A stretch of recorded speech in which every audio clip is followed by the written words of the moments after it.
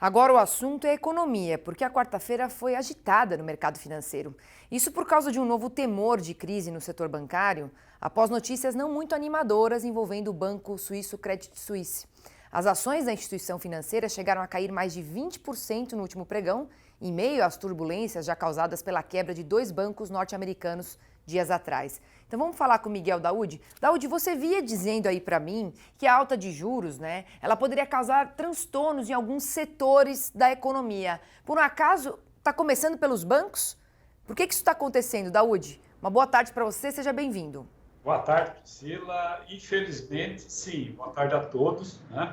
A gente está percebendo o seguinte, não é difícil nós entendermos isso, Priscila. O que acontece? Desde 2008, os bancos centrais de todo o mundo vêm mantendo uma taxa de juros próxima ou até negativa nos principais países do G7. Lá você pega o Japão, você pega os países da Europa, os Estados Unidos, as taxas estavam negativas. Então, imagina, Priscila, que eu chego para você e falo, Priscila, eu tenho aqui um dinheiro para te emprestar, quanto que eu vou te pagar de juros? Não, você não vai pagar nada. Então, aí você fala, poxa, eu tenho aquele projeto, que é o projeto de fazer tal coisa, tal. Então, na esteira dessa facilidade, surgiram, e também em decorrência da pandemia, as startups, empresas que investiram muito em tecnologia, mas só que quando nós falamos em retorno do investimento, o retorno do investimento de muitas startups é praticamente zero,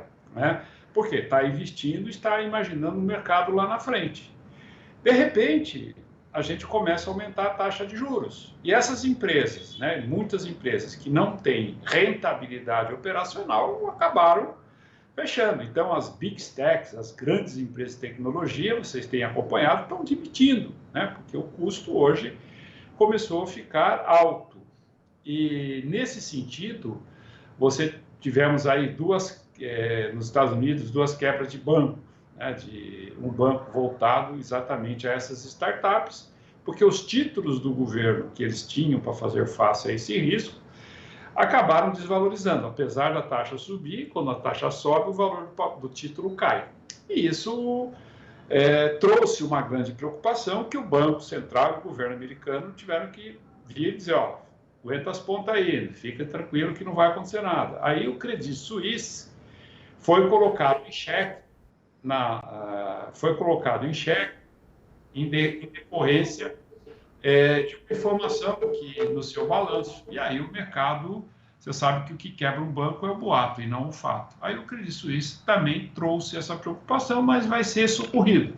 Então a alta de juros, Priscila, sem dúvida nenhuma, que ela ficou por muito tempo próxima ou até negativa, o mercado não tem ganho operacional para poder suplantar essa situação, Priscila.